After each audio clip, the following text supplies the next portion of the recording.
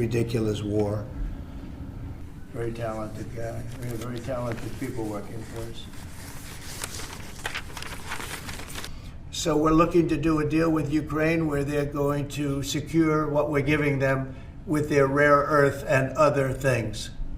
Trump wants rare earths because the American economy is highly dependent on Chinese sources, and it's an economic and national security risk. So reason number one.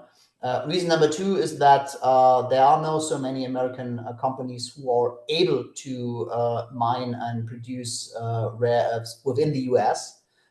Reason number two. And reason number three is that, I mean, there is Ukraine and we have these commodities right there. And in order to avoid that the Chinese will take over Ukrainian rare earths commodities and build up potential mines there, it's an option for the Americans. And reason number four is to make the Ukrainians pay for the American military support. So there you see a couple of reasons why Trump wants them. But again, we have to wait. What does it really mean on the ground? Rare earth elements are not actually rare. They've held on to that name since the late 1700s. They're used in all manner of electronics, technologies, and high-performance alloys.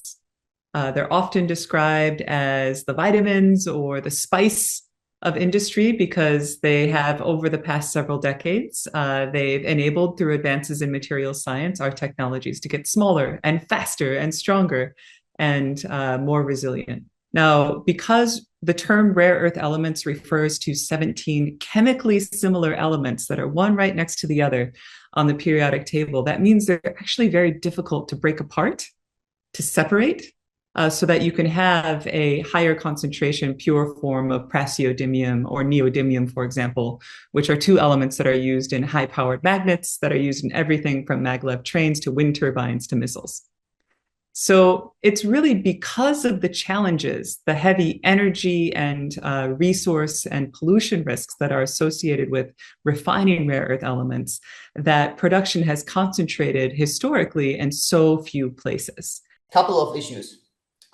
First of all, our knowledge base on the Ukrainian resources, rare earths, titanium, manganese, and others, is not sufficient. So we need more information about the commodities which are located in Ukraine. First. Second, a huge problem for the US is that there are not so many American companies who are able to mine and to process these rare earth elements, because since almost 2 decades, Chinese companies dominate this sector. So it's easy to say on a political level, let's get these critical elements from Ukraine. But on a practical level, it's not so far clear which companies, Americans, British, or German, or whatever companies, will be able to do this right now when the war continues.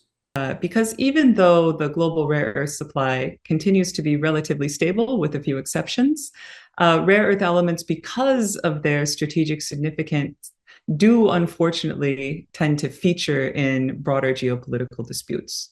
And so the elements that are under question with respect to Ukraine are currently located in areas that are Russia controlled.